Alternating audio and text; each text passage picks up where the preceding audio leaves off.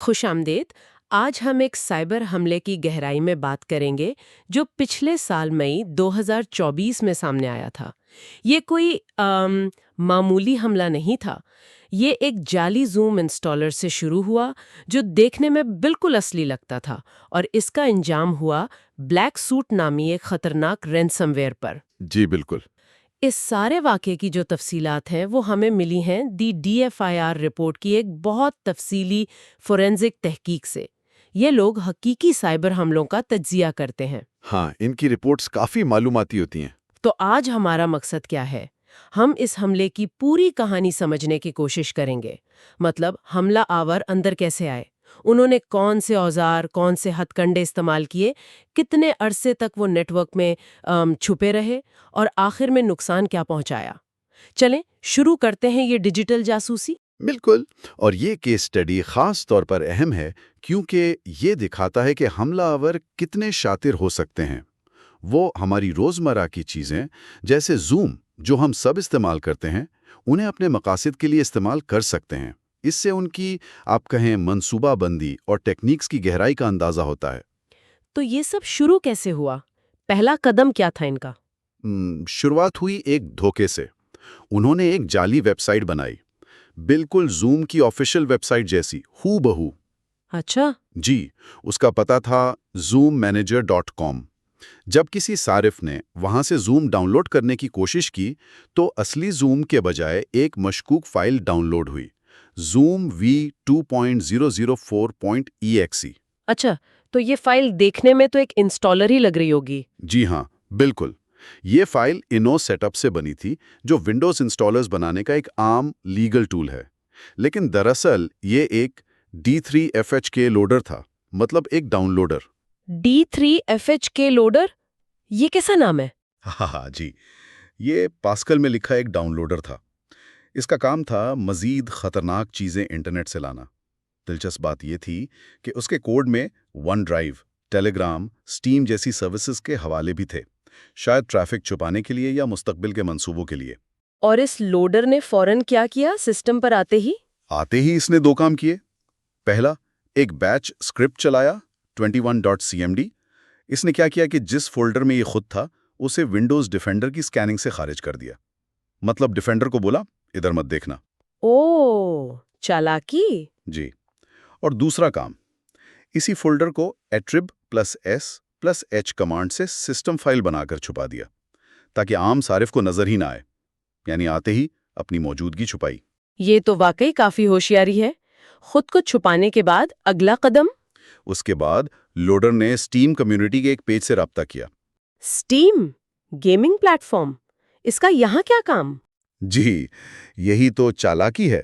دراصل اس پیج پر انہوں نے اپنے اگلے مالویئر کے سرور کا IP ایڈریس چھپایا ہوا تھا۔ یہ C2 سرور کا پتہ چھپانے کا ایک طریقہ ہے۔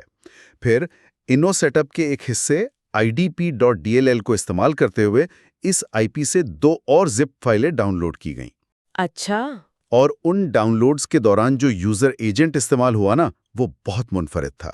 یہ نیٹ ورک پر نظر رکھنے والے سسٹمز یعنی NIDS کے لیے ایک اچھی نشانی ہو سکتی تھی اگر وہ اسے پکڑ پاتے۔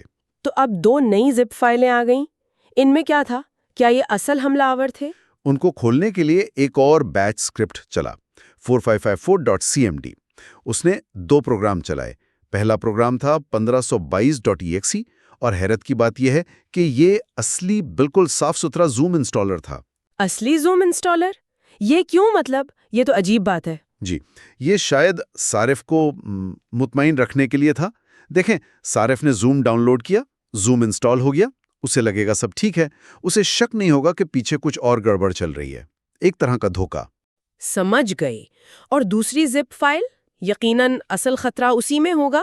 بالکل، دوسری فائل میں اصل مال ویئر تھا۔ اس میں تھی ایک فائل 152.exe، کچھ DLL فائلیں جن میں ہائی جیک لوڈر یا IDET لوڈر تھا، یہ بھی ایک قسم کا لوڈر ہی ہے، اور ایک انکرپٹڈ فائل تھی artillery.mdb جس میں اصل پے لوڈ یعنی اصل ہتھیار تھا۔ جب یہ چلا تو اس نے سیکٹاپ ریٹ نامی ریموٹ ایکسس ٹروجن ریٹ کو انجیکٹ کیا۔ کہاں انجیکٹ کیا؟ ایک جائز ونڈوز پروسیس میں msbuild.exe۔ ریٹ، ریموٹ ایکسس ٹروجن، یہ کیا بلا ہے؟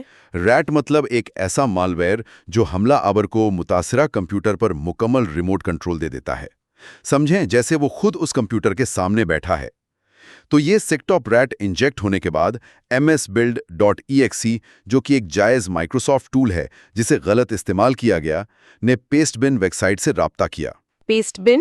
جی، وہاں سے اس نے اپنے کمانڈ ان کنٹرول یعنی C2 سرور کا IP ایڈریس حاصل کیا. C2 وہ سرور ہوتا ہے جہاں سے حملہ آور مالویئر کو ہدایات بھیجتا ہے. تو اب حملہ آور کا کنٹرول قائم ہو گیا کمپیوٹر پر؟ جی ہاں، C2 رابطہ قائم ہو گیا.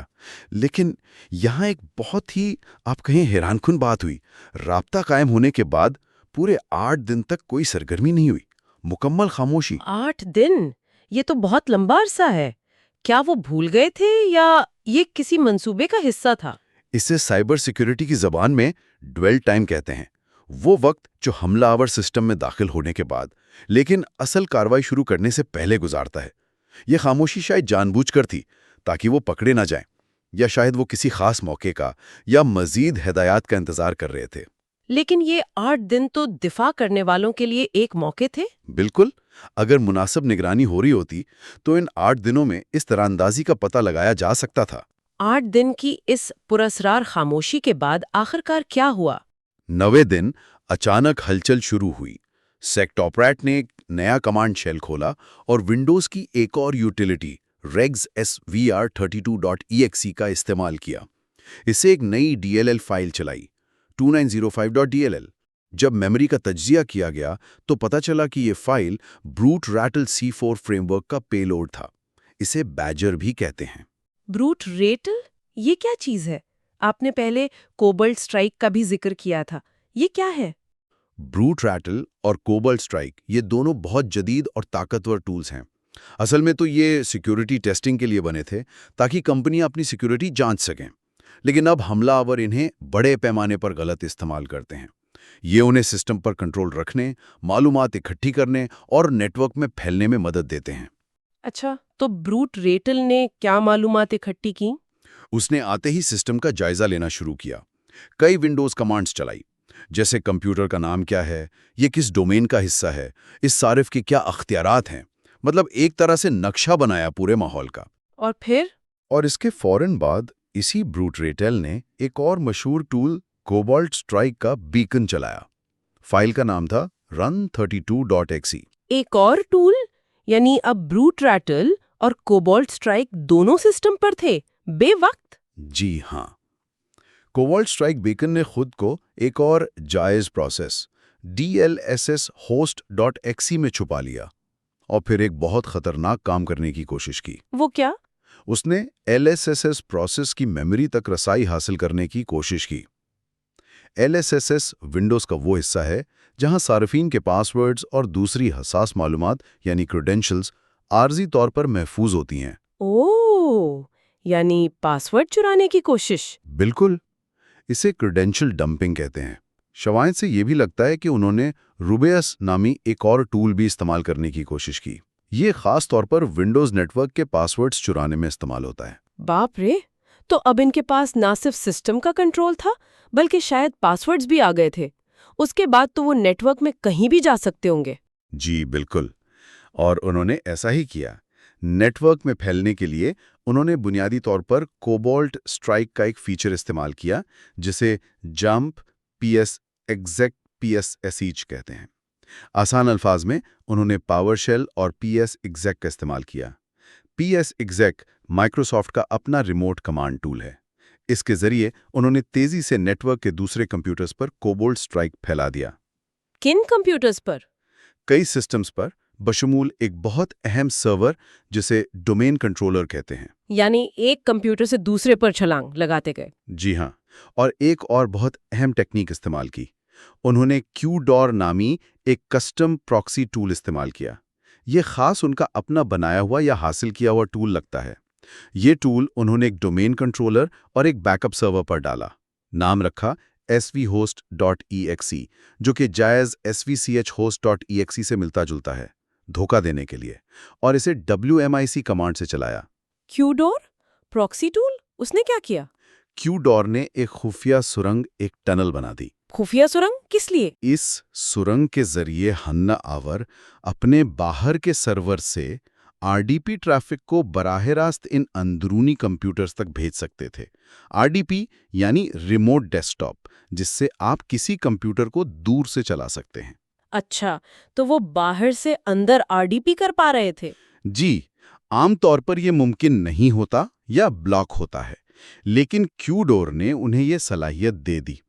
اس طرح وہ براہ راست ایک فائل شیئر سرور اور ڈومین کنٹرولر سے آر ڈی پی کے ذریعے جڑ گئے۔ کیا اس آر ڈی پی سرگرمی کا کوئی نشان ملا، کوئی ثبوت؟ ہاں، خوش قسمتی سے ونڈوز ایونٹ لاگز میں اس کے نشانات ملے۔ ایونٹ آئی ڈی 4624 میں اولوگون ٹائپ 10 کے اندراجات تھے۔ یہ ریموٹ لاگ ان ہوتا ہے، اور سب سے دلچسپ بات، ان لاگز میں حملہ آور کے استعمال کردہ کمپیوٹر کا نام desktop-NT7KVK5 بھی ریکارڈ ہو گیا۔ یہ تحقیقات کے لیے ایک اہم سراغ تھا۔ تو اب وہ نیٹ ورک میں پھیل چکے تھے، اہم سرورز تک ان کی رسائی تھی۔ کیا انہوں نے ڈیٹا چرایا؟ یقیناً یہی ان کا اگلا بڑا قدم تھا۔ اسی کیو ڈور، پراکسی اور آر ڈی پی کا استعمال کرتے ہوئے وہ فائل سرور تک پہنچے۔ وہاں انہوں نے پہلے مائکروسافٹ ایج براؤزر استعمال کیا۔ اس سے WinRAR ڈاؤن لوڈ اور انسٹال کیا۔ WinRAR؟ یہ تو عام فائل کمپریس کرنے والا ٹول ہے، یہ کیوں؟ جی ہاں، اور یہی ان کی چالاکی تھی۔ ایک عام جائز ٹول استعمال کیا تاکہ شک نہ ہو۔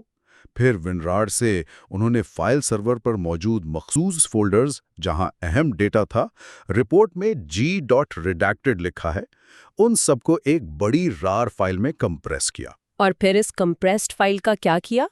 یہ چوری شدہ ڈیٹا کہاں بھیجا؟ انہوں نے پھر سے ایج براؤزر استعمال کیا اور ببلپ نامی ایک کلاؤڈ سٹوریج سروس پر گئے۔ اس کا پتہ تھا mystuff.bubblup.com۔ ببلپ؟ یہ کون سی سروس ہے؟ یہ پروجیکٹ مینجمنٹ اور فائل شیئرنگ کی ایک جائز پبلک سروس ہے۔ وہاں انہوں نے یہ بڑی RAR فائل اپلوڈ کر دی۔ اچھا۔ کل تقریباً 934 MB ڈیٹا چرایا گیا۔ ببلو خود پیچھے Amazon S3 استعمال کرتا ہے، تو ڈیٹا بالآخر Amazon کے سرورز پر چلا گیا۔ ایک بار پھر ڈیٹا نکالنے کے لیے ایک جائز سروس کا استعمال تاکہ ٹریفک مشکوک نہ لگے۔ ٹھیک ہے، ڈیٹا چوری کے بعد کیا ہوا؟ کیا اب رینسم ویئر کی باری تھی؟ جی ہاں، 9ویں دن کے بالکل آخر میں ڈیٹا چرانے کے فوراً بعد انہوں نے رینسم ویئر پھیلانے کی تیاری شروع کی۔ وہ آر ڈی پی کے ذریعے واپس اسی ڈومین کنٹرولر پر گئے جہاں سے وہ پہلے بھی کام کر رہے تھے۔ وہاں انہوں نے پھر سے ایج براؤزر سے WinRAR ڈاؤن لوڈ کیا۔ دوبارہ WinRAR؟ جی، اس کے بعد انہوں نے temp.sh نامی ایک عارضی فائل شیئرنگ ویب سائٹ سے ایک اور RAR آرکائیو ڈاؤن لوڈ کیا۔ اس نئے آرکائیو میں کیا تھا؟ اس آرکائیو میں رینسم ویئر پھیلانے کا پورا کٹ تھا، سارا سامان۔ ایک تو 123.exe، یہ اصل بلیک سوٹ رینسم ویئر تھا۔ پھر psexec.exe، وہی مائکروسافٹ کا ٹول۔ پھر coms14.txt نامی 4 فائلیں تھیں جن میں ان تمام کمپیوٹرز کے IP ایڈریسز کی فہرستیں تھیں جنہیں وہ نشانہ بنانا چاہتے تھے، اور 2 بیچ اسکرپٹس copy.bat اور exe.bat۔ اچھا، copy.bat اور exe.bat، ان کا کیا کام تھا؟ copy.bat کا کام تھا psexec استعمال کر کے رینسم ویئر 123.exe کو ان تمام ٹارگٹ کمپیوٹرز پر کاپی کرنا جو لسٹوں میں تھے، اور exe.bat کا کام تھا psexec استعمال کر کے ان تمام remote computers per ransom where کو چلانا یعنی ایکٹیویٹ کرنا۔ یعنی ایک پوری ڈپلائمنٹ کٹ تیار تھی ان کے پاس۔ بالکل، انہوں نے پہلے copy.bat چلایا، رینسم ویئر سینکڑوں کمپیوٹرز پر پہنچ گیا۔ اس کے فوراً بعد انہوں نے exe.bat چلایا اور رینسم ویئر ایکٹیویٹ ہو گیا۔ اور بلیک سوٹ رینسم ویئر نے کیا کیا چلنے کے بعد؟ چلتے ہی بلیک سوٹ نے پہلا کام کیا، vssadmin ڈیلیٹ شیڈوز کمانڈ استعمال کی۔ یہ کیا کرتی ہے؟ شیڈو کاپیز کو ڈیلیٹ کر دیتی ہے تاکہ اگر فائلیں انکرپٹ ہو جائیں تو آپ انہیں آسانی سے ریکور نہ کر سکیں۔ اس کے بعد اس نے کمپیوٹر پر موجود فائلوں کو انکرپٹ کرنا شروع کر دیا، انہیں ناقابل استعمال بنا دیا، اور ساتھ ہی ایک رینسم نوٹ چھوڑا جس میں تاوان کا مطالبہ تھا۔ اور کیا انہوں نے اس ڈومین کنٹرولر کو بخشا جہاں سے وہ یہ سب کر رہے تھے؟ نہیں، بالکل نہیں۔ آخر میں حملہ آور نے WMIC کمانڈ کا استعمال کرتے ہوئے اسی ڈومین کنٹرولر پر بھی رینسم ویئر کو مقامی طور پر چلایا، گویا جاتے جاتے دروازہ زور سے بند کر گئے۔ تو پہلے داخلے سے لے کر مطلب جعلی زوم انسٹالر سے لے کر رینسم ویئر چلنے تک کل کتنا وقت لگا اس پورے حملے میں؟ کل وقت، جسے ہم ٹائم ٹو رینسم ویئر یا TTR کہتے ہیں، وہ 194 گھنٹے سے کچھ زیادہ تھا، جو تقریباً 9 پورے دن بنتے ہیں۔ 9 دن؟ یہ کافی وقت ہے۔ میری سمجھ میں یہ نہیں آ رہا کہ اتنے دن وہ پکڑے کیوں نہیں گئے؟ انہوں نے خود کو بچایا کیسے؟ جی، انہوں نے کئی ڈیفنس ایویژن یعنی دفاع سے بچنے کی تکنیکیں استعمال کی۔ جیسا کہ ہم نے شروع میں دیکھا، لوڈر نے اپنا فولڈر چھپایا S+S+H اور ڈیفینڈر سے ایکسکلوڈ کر دیا۔ پھر کوبالٹ اسٹرائک اور سیکٹوپریٹ کو جائز ونڈوز پروسیسز جیسے DLLO.exe، MSBuild.exe میں انجیکٹ کیا تاکہ وہ الگ سے نظر نہ آئیں، مشکوک نہ لگیں۔ اچھا، مالویئر کو ڈسک پر لکھنے کے بجائے براہ راست میموری میں لوڈ کیا گیا۔ اس سے اینٹی وائرس خاص طور پر جو صرف فائلوں کو اسکین کرتے ہیں ان سے بچنا آسان ہو جاتا ہے۔ اور سب سے بڑی بات، جائز ٹولز کا استعمال، PSX، WinRAR، ایج براؤزر، یہ سب عام ٹولز ہیں جو IT ایڈمن بھی استعمال کرتے ہیں۔ ان کا استعمال شک پیدا نہیں کرتا آسانی سے۔ تو یہ سب حربے مل کر انہیں 9 دن تک چھپے رہنے میں مددگار ثابت ہوئے۔ جی بالکل۔ اگر ہم استعمال شدہ ٹولز کی بات کریں تو فہرست واقعی کافی لمبی لگ رہی ہے۔ DF8 کے loader, IDAT loader, SectopRAT, Brute Ratel, Cobalt Strike, QDOR، PSX، WinRAR اور آخر میں بلیک سوٹ رینسم ویئر۔ جی ہاں، یہ ایک کثیر الجہاتی حملہ تھا جس میں مختلف مراحل کے لیے مختلف ماہرانہ ٹولز استعمال کیے گئے۔ ایک پوری ٹول چین تھی۔ تو اس قسم کے پیچیدہ حملوں کا پتہ کیسے لگایا جا سکتا ہے؟ کیا کوئی طریقے ہیں؟ مطلب تنظیمیں کیا کر سکتی ہیں؟ بالکل ہیں، اور کئی سطحوں پر ہیں۔ نیٹ ورک کی سطح پر اگر دیکھیں تو غیر معمولی ٹریفک پیٹرنز پر نظر رکھنا بہت ضروری ہے، جیسے D3F@C کے لوڈر کا وہ مخصوص یوزر ایجنٹ جو ہم نے ذکر کیا، یا C2 سرور سے کمیونیکیشن، وہ پیسٹ بن، اسٹیم کے لنکس، یا پھر بروٹ ریٹ، کوبالٹ اسٹرائک، QDOR کے جانے پہچانے IPs یا ڈومینز۔ ٹھیک ہے۔ کچھ نیٹ ورک سیکیورٹی رولز ہیں جیسے ET، ایمرجنگ تھریٹس یا ETPRO سگنیچرز، وہ اس قسم کی مشکوک ٹریفک کو پکڑنے میں مدد کر سکتے ہیں۔ QDOR کی ٹنلنگ ٹریفک کے بھی خاص سگنیچرز ہو سکتے ہیں۔ اور کمپیوٹرز کی سطح پر اینڈ پوائنٹ پر کیا کیا جا سکتا ہے؟ وہاں ونڈوز، ایونٹ لاگز اور پروسیس مانیٹرنگ سب سے اہم ہیں۔ کون سے پروسیس چل رہے ہیں، وہ کیا کر رہے ہیں، کیا وہ غیر معمولی نیٹ ورک کنیکشن بنا رہے ہیں؟ آج کل سگما رولز جیسی چیزیں بہت کارآمد ہیں۔ یہ اوپن سورس رولز ہیں جو مشکوک رویے کی نشاندہی کر سکتے ہیں۔ مثلاً کس قسم کے رویے؟ کئی چیزیں ہیں جو خطرے کی گھنٹی بجا سکتی ہیں، جیسے temp.sh جیسی عارضی فائل شیئرنگ سائٹ سے RAR فائلوں کا ڈاؤن لوڈ ہونا۔ یہ الارمنگ ہونا چاہیے۔ MSBuild.exe یا registrar32.exe کا انٹرنیٹ سے رابطہ کرنا عام طور پر مشکوک ہے۔ attrib+s+h کمانڈ کا استعمال فائلوں کو چھپانے کے لیے شک پیدا کرنا چاہیے۔ WMIC کا استعمال ریموٹ پروسیس بنانے یا اینٹی وائرس کو چیک کرنے کے لیے اکثر غلط مقاصد کے لیے ہوتا ہے۔ نیٹ ورک کی معلومات اکٹھی کرنے والی کمانڈز کا ایک ساتھ چلنا، جیسے nltest، netgroup، systeminfo، huami وغیرہ۔ PSExec کا وسیع پیمانے پر استعمال، خاص طور پر اگر وہ عام ایڈمن ایکٹیویٹی نہیں ہے۔ اور یقیناً VSS ڈیلیٹ شیڈوز کا چلنا، یہ تو تقریباً ہمیشہ رینسم ویئر کی علامت ہوتا ہے۔ یعنی لاگز اور پروسیس پر گہری نظر رکھنا ضروری ہے۔ جی، اور اس کے علاوہ میموری فورینزکس بھی ہے، چونکہ حملہ آور مالویئر کو میموری میں چلاتے ہیں، جیسے بروٹ ریٹل اور کوبالٹ اسٹرائک، تو میموری کا تجزیہ کر کے 11 رولز جیسے طریقوں سے ان کا پتہ لگایا جا سکتا ہے، چاہے وہ ڈسک پر موجود ہی نہ ہوں۔ ٹھیک ہے، تو اس پورے واقعے سے، اس تفصیلی جائزے سے ہم کیا اہم سبق سیکھ سکتے ہیں؟ کیا خاص باتیں ہیں جو ذہن میں رکھنی چاہیے؟ میرے خیال میں کئی اہم نکات ہیں جو سامنے آئے ہیں۔ پہلا، جعلی سافٹ ویئر انسٹالرز آج بھی بہت مؤثر ہیں۔ ہمیشہ سافٹ ویئر صرف آفیشیل ویب سائٹ یا بھروسے مند ذرائع سے ہی ڈاؤن لوڈ کریں۔ ZoomManager.com جیسی ملتی جلتی ویب سائٹ سے بہت ہوشیار رہنا چاہیے۔ بالکل۔ دوسرا، حملہ آور ایک ہی حملے میں کئی مختلف ٹولز اور C2 فریم ورکس استعمال کر سکتے ہیں، سیکٹوپریٹ، بروٹ ریٹل، کوبالٹ اسٹرائک۔ اس کا مطلب ہے کہ دفاع کو بھی کثیر سطحی ہونا چاہیے۔ صحیح۔ تیسرا، لمبا ڈویل ٹائم، جیسے یہاں 9 دن، یہ دراصل دفاع کرنے والوں کے لیے ایک موقع ہوتا ہے۔ اگر آپ کے پاس اچھی نگرانی، اچھے الرٹس ہیں، تو آپ حملے کو نقصان پہنچانے سے پہلے، یعنی رینسم ویئر تک پہنچنے سے پہلے روک سکتے ہیں۔ یہ بہت اہم نقطہ ہے۔ چوتھا، نیٹ ورک میں پھیلنے کے لیے RDP اور کسٹم پراکسی ٹولز جیسے QDOR کا استعمال عام ہے۔ RDP تک رسائی کو سخت کنٹرول کرنا اور اس کی نگرانی کرنا بے حد ضروری ہے۔ پانچواں، عملہ آور ڈیٹا چرانے کے لیے جائز کلاؤڈ سروسز، جیسے یہاں ببل اپ استعمال ہوئی، ان کا غلط استعمال کر سکتے ہیں۔